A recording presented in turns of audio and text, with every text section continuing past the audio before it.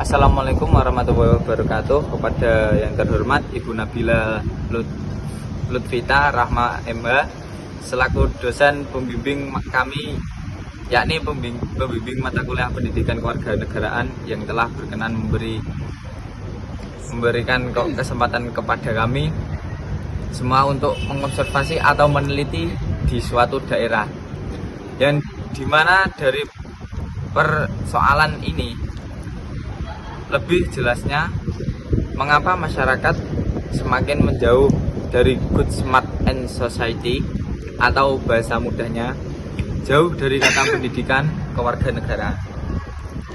Apa karena satu, sudah menjadi budaya, yang kedua miskomunikasi atau salah paham, yang ketiga kesenjangan sosial, yang keempat tidak peduli atau bodoh amat, yang kelima belum siap demokrasi. Sebelumnya perkenalkan, nama saya Dadaratul Haris.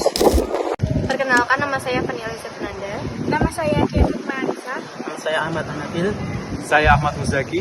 Dan nama saya Ibnul Farid.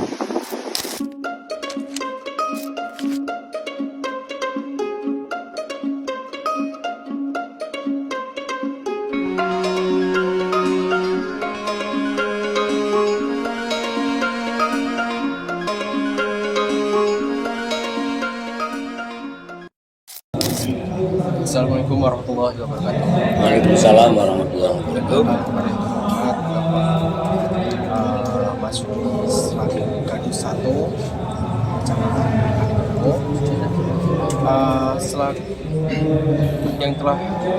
Yang saya hormati telah berkenan memberikan waktunya kepada kami untuk kami wawancarai nantinya, di mana tema yang kami angkat yakni atau yang telah diberikan oleh dosen kami, yaitu mengapa masyarakat di daerah Kalimungus ini semakin menjauh dari kata good smart and society, atau bahasa mudahnya itu jauh dari kata pendidikan warganegaraan gitu Pak. Nah, yang pertama itu masalahnya Pak, apa karena yang pertama sudah menjadi budaya, yang kedua ada miskomunikasi atau saling salah paham satu sama lain, dan yang ketiga ada kesenjangan sosial atau keseteruan satu sama lain dalam bermasyarakat begitu, dan yang keempat tidak peduli atau bodoh amat begitu Pak, dan yang kelima belum siap demokrasi. Baik, itu pertanyaan yang akan kami sampaikan kepada Bapak. Nanti akan disampaikan oleh rekan-rekan saya satu persatu, mulai dari Mas Nabil gitu. Waktu dan tempat saya persilakan. Baik Pak, kenapa masyarakat jauh dari good, smart, and society, dan apa penyebabnya masyarakat jauh dari good, smart, and society itu? Sebenarnya masyarakat yang baik gitu. Gini ya, setahu saya ini kan perubahan yang luar biasa semakin kesini. Sebagai saya generasi yang umurnya sudah setengah abad lebih, sudah kewalahan menghadapi ini loh. Media sosial itu yang cenderung maju, dan akar budaya di desa atau di tempat masing-masing semakin ke sini semakin ketinggalan. Jadi mereka kalau dikatakan bodoh amat itu prosentasenya sih enggak banyak. Cuman memang semakin ke sini semakin bodoh amat ya, tentang kewarganegaraan, bernegara yang baik, demokrasi yang baik itu memang masih kurang. Apalagi ditunjang dengan sistem pendidikan, itu juga mempengaruhi ya. Sistem pendidikan mulai orde baru, mulai sistemnya itu CBSA, terus pindah lagi sampai sekarang itu sistem pendidikannya itu kurikulumnya merdeka. Kan setiap ganti pemerintahan ganti, dan pelajaran-pelajaran yang dulu namanya itu PSPB, pendidikan sejarah perjuangan bangsa, sekarang udah nggak ada. PMP, pendidikan moral Pancasila. Kalau di kalangan pesantrennya itu ya ada, cuman sedikit tidak ada secara khusus tata cara bernegara yang baik itu tidak ada. Ya. Dulu CBSA, cara belajar siswa aktif itu kan pada kurikulum itu dimasukkan. Terus sekarang pakem dirubah jadi pakem, praktis, aktif, enak, menyenangkan. Nah, itu metode pendidikan zaman dulu seperti itu. Sekarang ganti lagi merdeka. Sosialisasi baru di pusat, ini baru disosialisasi. Menterinya udah ganti. Jadi pendidikan untuk kewarganegaraan ya jauh, kadang terlupakan ya. Bahkan sekarang saya itu mau dengar anak saya nyanyi lagu wajib Tanah Airku, tanah airku tidak kulupakan, itu aja nggak bisa. Padahal dulu saya kelas 2 MI, saya sekolah madrasah, saya sekolah di Kudsiyah, tapi sudah ikut negeri ya, saya punya ijazah. Itu di MI-nya itu diajarkan lagu wajib itu saya hafal. Tapi anak saya sekarang itu udah kelas 6 lagu wajib, enggak ya gitu. Karena dari situlah utamanya dia suka bangga dengan bangsa dan negaranya. Jangan pernah lupa dengan asal usul bangsa yang besar, yang tidak melupakan atau yang menghargai jasa para leluhur. Seperti itu. Sekarang semakin kesini alhamdulillah lebih bagusan sekarang, tapi secara pengetahuan ilmiah, tapi etikanya iya kurang. Padahal menurut orang-orang bijak akhlak perilaku lebih utama daripada ilmu. Seperti itu. Selanjutnya bagaimana cara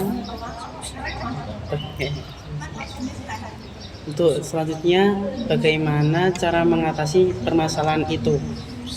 Solusi. Iya. Ya mungkin menghidupkan kembali rasa cinta tanah air, diajar sopan santun, etika terhadap ibu, bapak, orang yang lebih. Memang budaya di luar itu seperti itu ya. Sekarang anak kecil saja pegangnya gadget, manggil temennya langsung namanya.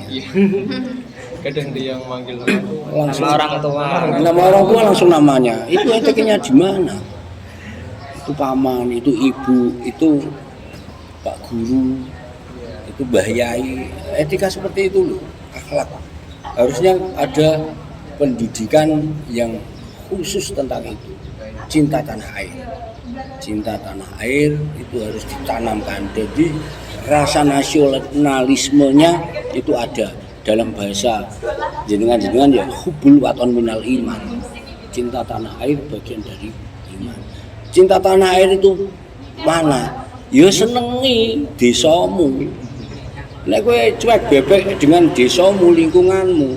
Indonesia itu mana? Kamu suruh tunjuk Indonesia ya nggak tahu. Kamu di Jakarta ya enggak, itu Rawalumbu, itu Kampung Melayu. Indonesia adalah bagian dari desa-desa, kabupaten-kabupaten, provinsi-provinsi jadi satu. Itulah Indonesia. Cintai lingkunganmu, cintai desamu, dan hargai budaya, adat istiadat yang sudah ada. Jangan ditinggalkan. Gaya-gayanya canom-nom saya, kowe ae tampilmu, Mas Nabil, sok pakai peci nasionalis. Itu sok santri, tidak seperti itu. Tapi yang lain kan tampilannya ke Korea. Tampilannya kan Korea. Ya itu merusak budaya. Dan itu tanggung jawab kamu sebagai generasi muda ke depan. Harus ada pendidikan khusus tentang kewarganegaraan. Gitu. Itu orang-orang, kalau saya nonton sepak bola timnas itu diaspora, mereka itu bangga dengan Indonesia. Aku bangga bagi warga Indonesia. Lepaskan dulu agamamu, sukumu, siapamu. OI bahasanya Iwan Fals. Orang Indonesia. Kau saudaraku sebangsa, setanah air. Dikecilkan lagi seagama, kalau sepaham. Kecilkan lagi ya sampai bisa. Itu solusinya. Kalau untuk tentang masyarakat ini belum siap untuk berdemokrasi, dengan contoh ketika ada kebijakan pemerintah tentang undang-undang yang tidak sesuai dengan keadilan untuk masyarakat.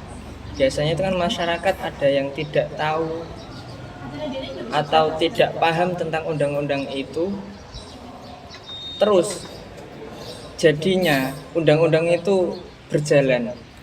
Terus apakah solusi untuk itu ketika ada masyarakat yang tidak tahu? Ya, sebetulnya gini Mas ya. Semua kalau tidak tahu itu aku ya nggak yakin. Sistemnya semakin ke sini kita bernegara semakin bagus, terutama dalam hal demokrasi. Saling mengingatkan, tahu bahwa demokrasi ke depan itu sistemnya seperti negara-negara yang liberal. Demokrasi kita kan lucu. Sebetulnya alatnya, sistemnya sudah komplit. KPU ada, Bawaslu ada. Yang namanya money politik itu pelanggaran. Bawaslu apakah nggak tahu? Ya tahu. Itu serangan fajar. Itu pelanggaran. Kalau kamu laporkan ke pribadi atau wong itu yang dinanti. Namanya serangan fajar itu yang dinanti masyarakat. Satu, kecerdasannya sudah ada, cuman ekonominya masih kurang.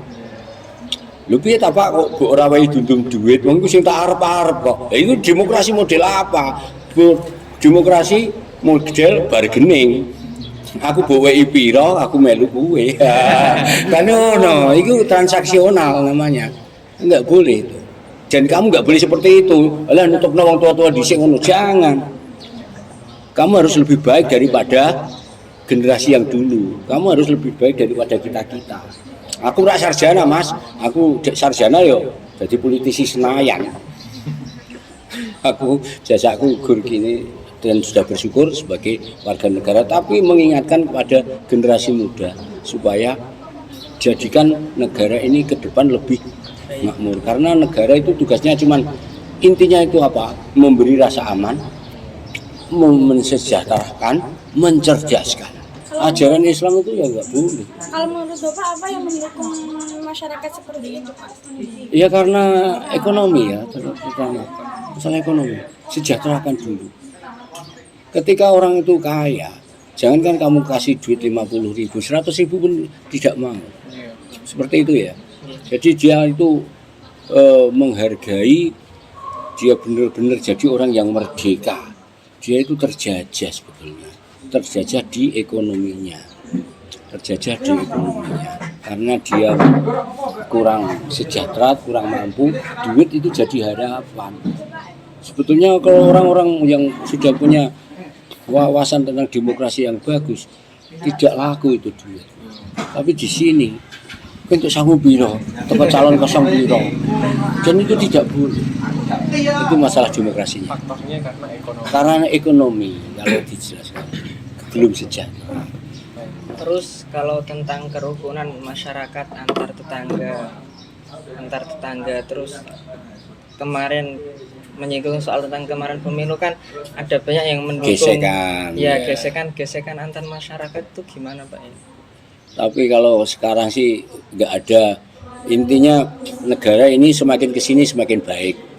Sekarang konfrontasi frontal, nah itu tidak ada. Beda pilihan itu lumrah. Kamu di situ, saya di sini. Paling hanya angin lalu bumbu-bumbu demokrasi. Berarti bukan sampai antara cekcok tukaran gitu betul? Enggak, beda pendapat sudah paham. Cuman malah yang paling ngeri meneh itu yo di dalam dia menentukan itu bargaining itu. Aku mau memberi apa, aku dapat apa. Iya. Dan itu tidak benar. Itu tugas kalian besok. Pelan-pelan. Kalau di Amerika presidennya sudah berapa puluh kali, kita 10 kali aja belum. Tapi semakin kesini semakin sejahtera, itu pasti. Semakin baik. Ya nunggu kamu ini orang-orang hebat. Amin. Seperti itu ya. Baik, Pak. Kalau tentang kesadaran masyarakat tentang kebersihan lingkungan di desa, terus tentang apa jenis pendidikan keagamaan dan kewarganegaraan di desa itu gimana Pak? Ya memang harus jangan pernah berhenti, ada edukasi, penerangan, penjelasan dari tokoh-tokoh, melibatkan berbagai unsur masyarakat bahwa kebersihan dipandang dari segi manapun itu wajib. Masalahnya kalau kita jalan-jalan ke desa-desa yang sudah ada wisatanya banyak, desanya itu rata-rata bersih, punya nilai jual. Iya, Pak. Tapi kalau desanya tidak teratur, jorok, ya orang datang aja males. Jadi kalau sampean-sampean Muslim, sebagai orang Islam, jorok itu nggak boleh loh. Iya. Asal tahu bersih. Tapi fakta lapangan, kini orang selain Islam, tapi desanya jorok. Itu karena apa ya? Pemahaman, kesadaran itu sudah yang ilmu yang paling dalam ya, levelnya sudah tinggi, itu kurang, masih abai dengan hal itu. Jadi intinya tuh masyarakat sini udah ini ya Pak, udah sadar semua akan kebersihan di sekitar daerah sini gitu. Secara umum tidak ada apa namanya konflik atau suatu masalah. Selanjutnya yang saya tanyakan Pak, soal kesenjangan sosial. Apakah di desa Kaliwungu ini tepatnya di Dukuh Gerung, apakah terdapat kesenjangan sosial? Maksud saya begini, saya mengarah kepada mungkin ya Pak, mungkin ke bantuan sosial.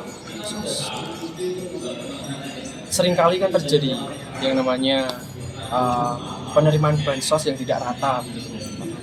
ya seperti ini ya.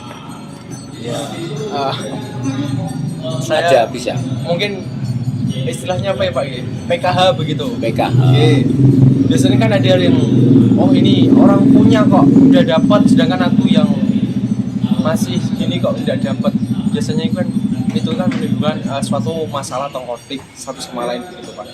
Nah, di desa Kaliwungu ini, tepatnya di Dukuh Gerung ini, apakah ada yang semacam itu Pak? Ya, kalau ada ya pasti ada.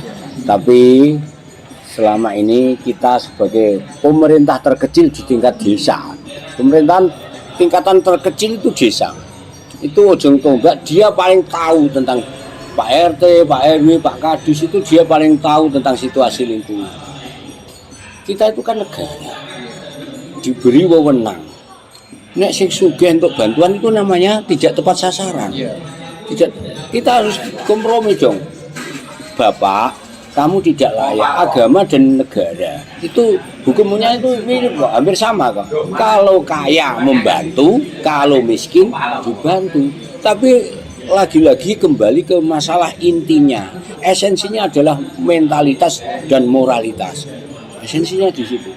Intinya kalau mental seperti kamu generasi 2005 katakanlah, mentalnya masih pengemis, ampun mati aja kamu. Jadilah mentalnya itu harus kaya, pemberi. Jangan sampai, karena apa?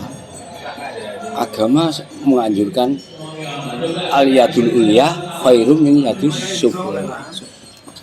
Tangan di atas itu lebih baik daripada di bawah. Kalau orang kaya diberi gini masih mau, berarti mentalnya miskin. Miskin. Pejabat sudah kaya, punya mobil, perusahaannya 27, masih korupsi. Itu mentalnya miskin. Karena dia masih kurang. Mentalitas penting. Mentalnya dibangun bahwa saya bernegara, saya tugas sesuai aturan pemerintah yang ada.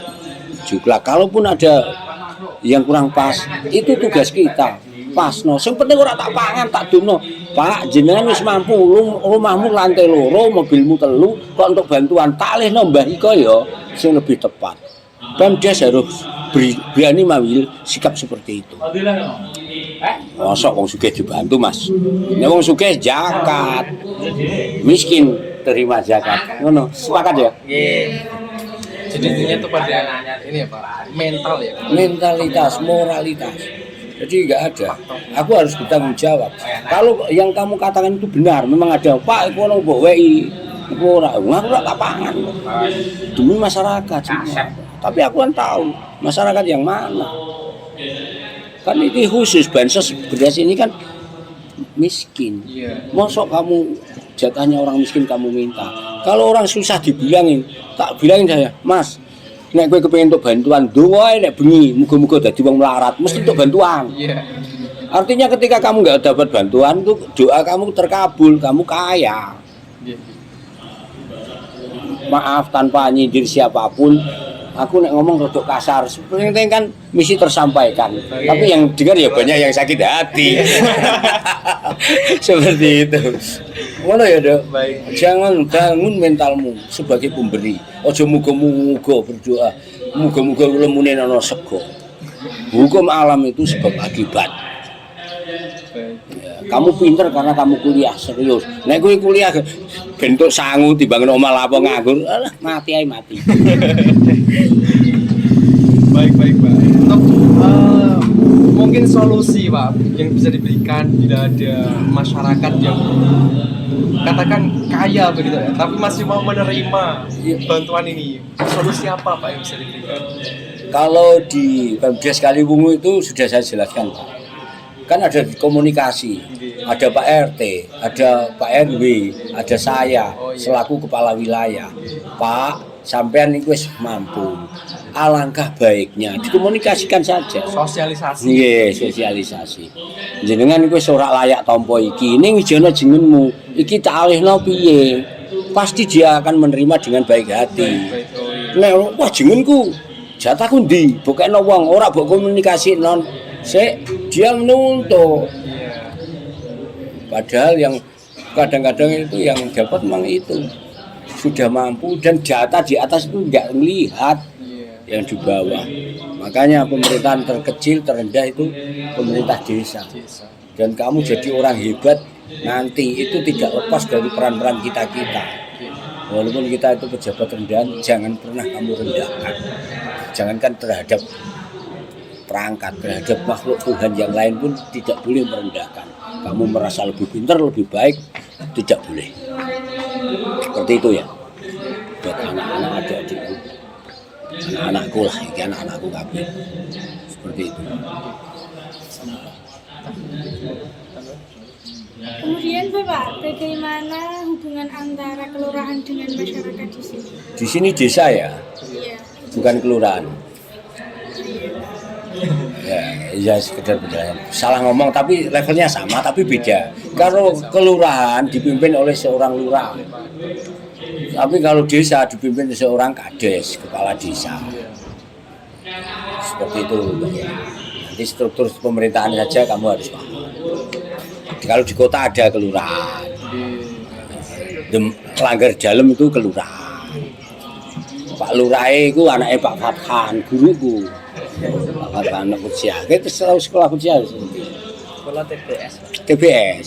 Nah, TBS itu zaman dulu-dulunya Pak Maimun, Mbak Maimun, Mbak Mun, itu Mbak Mun. Seperti itu. Intinya ya memang harus ada sosialisasi, ada penjelasan, pencerahan. Dan ilmu itu tidak hanya di buku, bangku kuliah. Kamu itu bersyukur sudah kuliah, ngaji ini calon Pak Yai, calon Bu Yai. Nah, itu punya tanggung jawab memberi pencerahan. Logikanya, sang pencerah harus cerah dulu. Dan lebih baik sang pencerah itu harus konsisten. Jangan seperti lilin, kamu mencerahkan sekitarmu, dirimu hancur, deledrek bro. Enggak boleh seperti itu.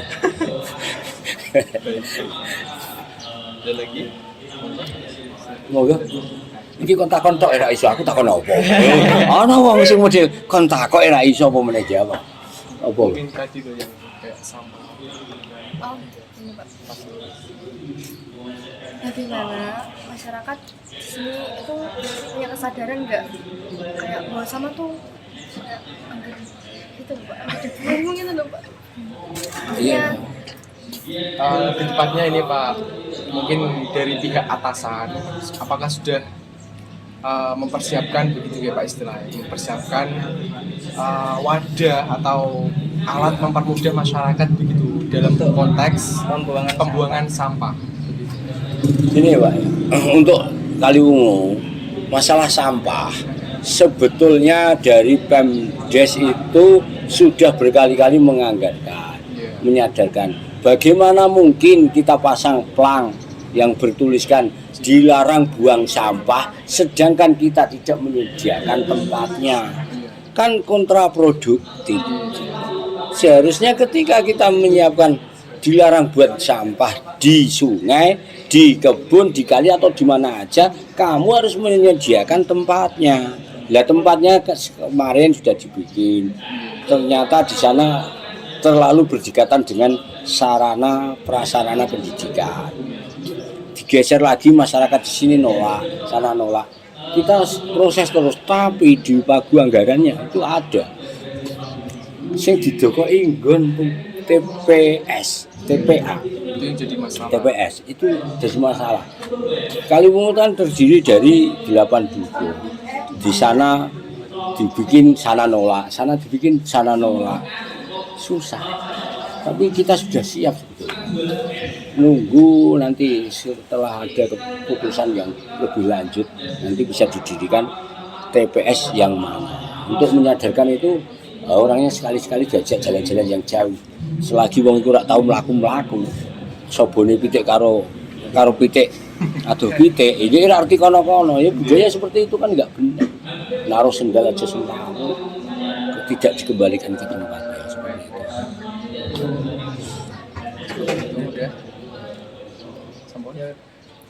Ya udah Pak, terima kasih atas waktunya. Mohon maaf sebesar-besarnya ketika ada tutur kata yang salah dan mengganggu waktunya Pak.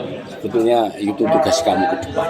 Iya. Ketika aku regenerasi, dan seorang pemimpin yang berhasil yang baik adalah yang mampu menyiapkan generasi berikutnya. Jangan lebay ya. Ini adalah aku. Innal fata mayyakulu ha anada laisal fata mayyakulu kana abi. Artinya pemuda sejati itu yang bilang, ini loh aku gak lupa aku, sugih, bapakku, bolokku, pejabat, ngeduk-ngeduk, itu tidak bagus. Itu ya, ini adalah aku orang bertanggung jawab, seperti itu. Baik. Sudah cukup? Sudah cukup. Mungkin yang tadi